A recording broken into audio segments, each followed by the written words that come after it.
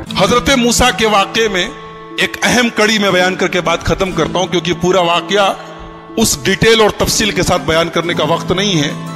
हजरत मूसा एक मर्तबा तकरीर कर रहे थे। दौरान तकरीर एक आदमी खड़ा हुआ, कहा क्या है मूसा, क्या आपसे बड़ा कोई आलिम है? मूसा अलैहिस्सलाम ने कहा नहीं, मुझसे बड़ा कोई आलिम नहीं। इस वक्त दुनिया में सबसे बड़ा आलिम मैं हूं। और हकीकत में मूसा अलैहिस्सलाम सबसे बड़े आलिम थे, मगर अल्लाह ताला को मूसा की ये बात पसंद नहीं आई। ये आलिम की शान नहीं है कि सबसे बड़ा अपने आप को समझे। मूसा अलैहिस्सलाम का ये जुमला अल्लाह को पसंद नहीं आया। अल्लाह ने कहा है मूसा, हमारा एक बंदा है, उसके पास तुम जाओ, उसके पास वो इल्म है जो तुम्हारे पास नहीं। मूसा अलैहिस्सलाम ने कहा अच्छा, उसके पास वो इल्म है जो मेरे पास नहीं है, ठीक है, मैं जाता हूं उसके पास, सीखता हूं उससे। कहां मिलेगा वो? अल्लाह ने कहा वो तुम्हें मिलेगा मजमाउल बहरैन पर, जहां दोनों दरिया आपस में मिलते हैं, वहां चले जाओ, वहां तुम्हें वो आदमी मिलेगा। चुनांचे हजरत मूसा अलैहिस्सलाम ने अपने साथी हजरत यूशा इब्न नून को लिया और पहुंचे वहां पर। वहां पे हजरत खिजर से मुलाकात हुई। हजरत खिजर कौन थे? सही बात यह है कि ये अल्लाह के नबी थे, और अल्लाह ताला ने उनको एक मखसूस इल्म दिया था कि जब कोई इंसिडेंट होता था, कोई वाकया होता था, तो उस वाकये के पीछे क्या होने वाला है, उसका अंजाम क्या होने वाला है, वो भी अल्लाह उनको बता देता था। तो जब हजरत मूसा पहुंचे उनके पास, तो बड़े अदब से कहा कि हजरत, मैं आपके पास आया हूं, आपसे कुछ सीखना चाहता हूं, कि आप मुझे इजाजत देते हैं, मैं आपके साथ थोड़ा वक्त गुजार सकता हूं?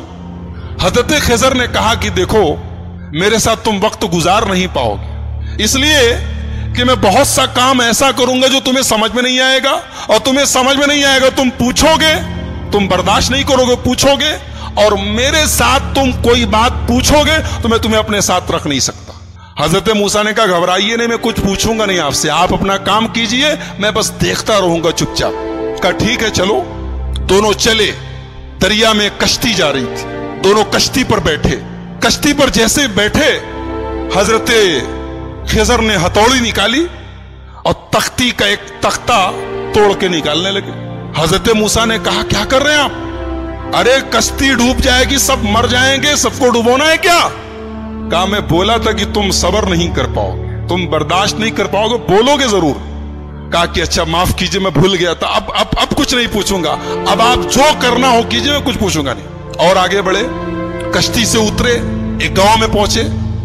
गांव में 15 साल का 16 साल का एक लड़का था, अच्छा खासा टहल रहा था। उसको हजरत खिजर ने पकड़ा, उसकी गर्दन घुमा दी, मर गया वो, वहीं पे मर गया वो। कहा अरे अक़तल्त नफ्सन ज़किय्यतन बिग़ैरि नफ्स, एक मासूम बच्चे को मार डाला आपने। क़ाल अलम अक़ुल लक इन्नक लन तस्ततिय मय्य सब्रा, कहा कि मैं जानता तो तुम सब्र नहीं कर पाओगे मेरे साथ, तुम बर्दाश्त नहीं कर पाओगे। कहा अच्छा माफ कीजिए, अब आखिरी चांस दे दीजिए, अब अगर मैं कुछ पूछूंगा आप मुझे छोड़ दीजिए, आप अपने रास्ते में अपने रास्ते। कहा ठीक है। आगे पहुंचे, एक गांव में गए, एक बस्ती में गए। दोनों भूखे प्यासे थे। जब बस्ती में पहुंचे तो वो बस्ती जो थी वो कंजूसों की, बखीलों की बस्ती थी। ये दोनों पहुंचे, बोले हमें भूख लगी है, कुछ खाने को मिलेगा क्या? तो बस्ती वालों ने कहा कि तुम्हारे बाप कमा ले कि चले आए और हम तुम लोगों को खाने पीने को देंगे, चलो जाओ यहां से। भगा दिया उन लोगों ने। यानी एक नंबर के बखील और कंजूस थे। दोनों को एक आदमी खाना खिलाने को तैयार नहीं। दोनों बेचारे भूखे प्यासे थके हारे गांव के एक मकान की दीवार के पास बैठे थे। अचानक दीवार गिरने लगी। हजरत खिजर खड़े हुए और अल्लाह ने उनको एक मखसूद ताकत दी थी। दीवार गिर रही थी, उन्होंने खड़े होकर दीवार को सीधा कर दिया। हालांकि वो अकेले एक आदमी के बस की चीज नहीं थी, लेकिन अल्लाह ने उनको पावर दिया था, उन्होंने खड़े होकर दीवार ठीक कर दी। मूसा अलैहिस्सलाम जलाली पैगंबर थे, पहले ही गुस्से में थे। उन लोगों ने खाना और पानी तक नहीं पूछा था, मेहमान नवाजी नहीं की थी। कहा कि आप बड़े खैरखा बनते हैं, बड़े दरिया दिल बनते।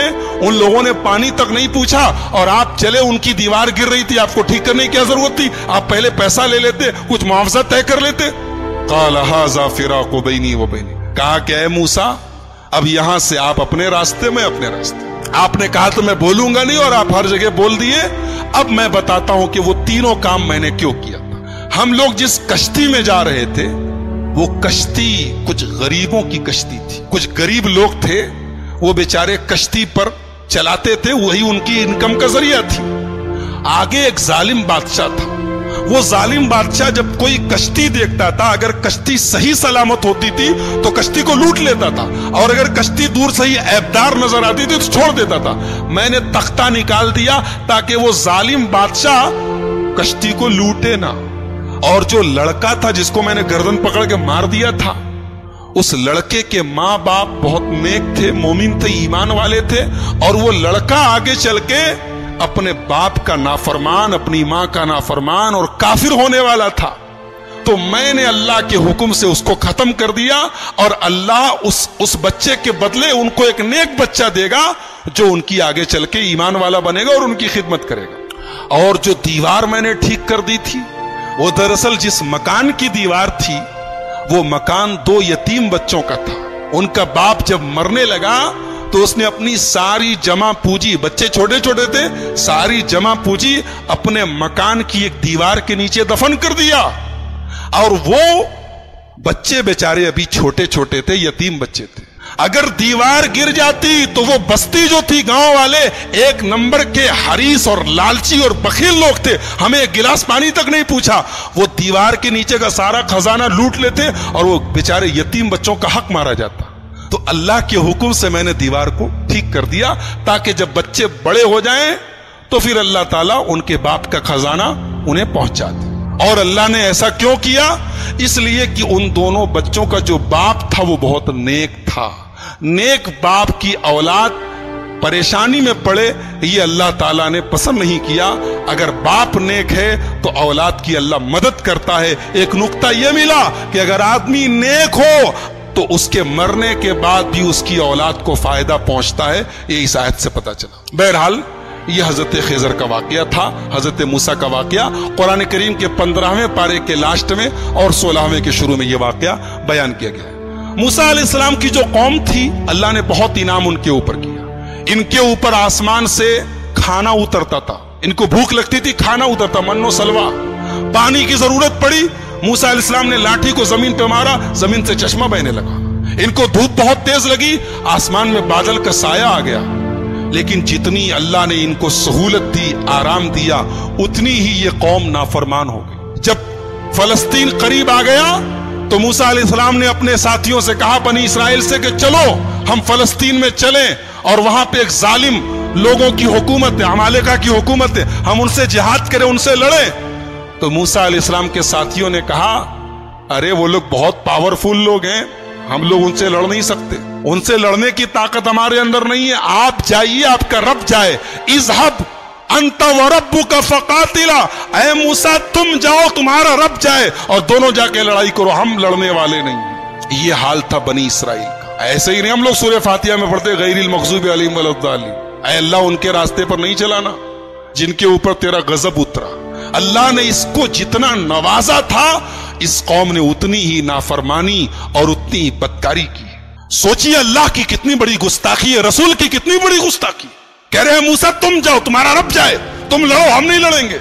और दूसरी तरफ हमारे प्यारे नबी जनाब मुहम्मदुर रसूलुल्लाह सल्लल्लाहु अलैहि वसल्लम जब ग़ज़वा बद्र के मौके पर अपने सहाबा से मशवरा करते हैं, अपने सहाबा से मशवरा करते हैं और अपने अंसारी सहाबा से पूछते हैं कि तुम लोग क्या करोगे?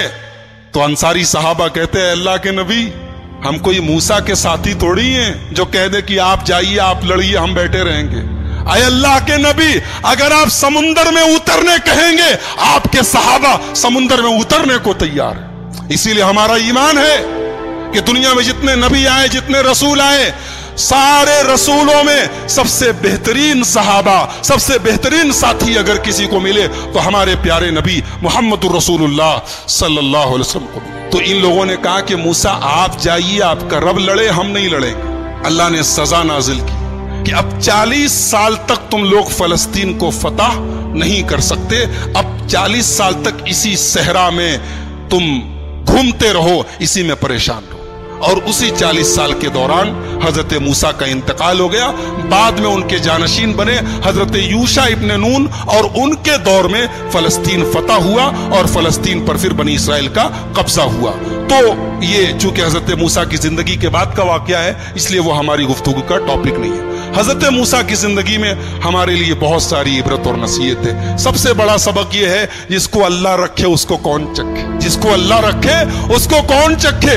मूसा अलैहिस्सलाम पानी में उनकी मां डाल देती है, लेकिन अल्लाह ने कैसे बचाया है। और फिरौन जो उनका दुश्मन था, उसके दरबार में अल्लाह ने उनको उनकी परवरिश करवाई है। और फिर अल्लाह ने उस मौके पर जब मूसा की पूरी कौम, मूसा अलैहिस्सलाम की पूरी कौम कहती है कि हम पकड़ लिए जाएंगे, गिरफ्तार हो जाएंगे, लेकिन हजरत मूसा ने अल्लाह की जात पर ऐसा भरोसा और यकीन रखा कि अल्लाह ने उनके भरोसे की लाज रखी और समुंदर के अंदर, दरिया के अंदर रास्ता बना दिया। तो मेरे भाइयों, बहुत सारे सबक हैं, बहुत सारी इबरतें हैं, नसीहतें हैं। आइए हम अल्लाह से दुआ करें, अल्लाह ताला इस जलीलुल क़द्र पैगंबर की सीरत को हम सबको समझने की और इससे जो इबरतें नसीहतें हासिल हो रही हैं उन्हें अपनाने की तौफीक अता फरमाए।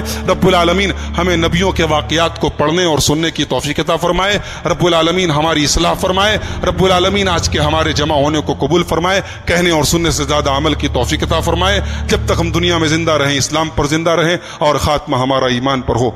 आमीन। व आखिर दावाना अनिल हम्दुलिल्लाहि रब्बिल आलमीन। अस्सलामु अलैकुम।